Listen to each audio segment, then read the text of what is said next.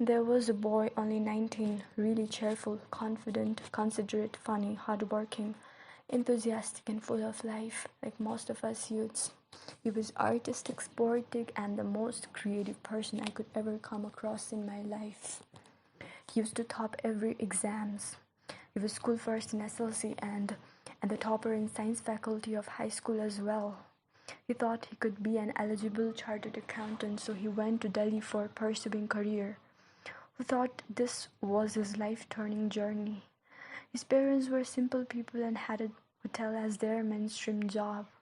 They had so much expectations from their little son and were never tired of boasting about him. The day before they received a phone call from the institution their son was studying was the last day they were ever happy in their life.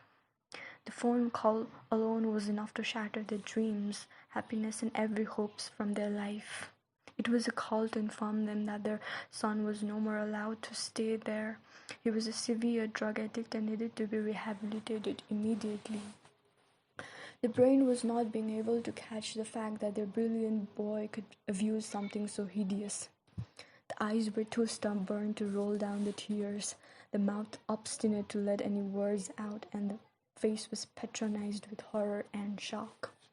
When they brought him back to home, anybody who knew him couldn't hold back their tears. Their cheerful, curious eyes had turned grim and depressed. The free bird had lost his charm to socialize. He was taken to rehabilitation center for 1 year, but that couldn't bring back old delightful boy. His body was completely dependent on crack. His life hung on the syringe of heroin. He needed marijuana and LSD to feel alive again. He was no more the same boy, or say he was no more a boy now. He used to stay alone all the time. His parents couldn't afford expensive drugs, and he couldn't control his cravings and started stealing money and also breaking in other people's houses.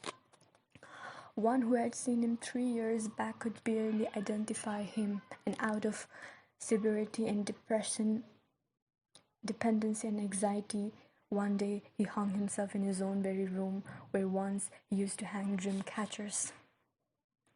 Sounds filmy, right? Only if I wish I could say it was fiction, but alas, it's my own cousin brother, whom I have loved so much. I still remember the 6th grade geometry he taught me.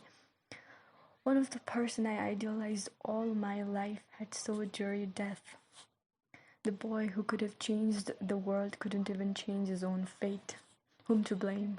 His friends, his parents, him, drugs, or is it that craving of new experience, trying something new, something fun, something that takes you to a whole new world? Hey, I'm nobody to ask you to stop trying new things or say do not take drugs. But I have seen a boy who was like us, me and you. I have seen what he could be and how some stupid, evil drugs overturned not only his but his parents' life to be gloomy, awful, full of darkness, and finally death. I hope this story could stop some youths from falling into the trap from where they can never ever come out again. With this story, I just wanted to not only tell but beg everybody, please think billion times before trying any drug.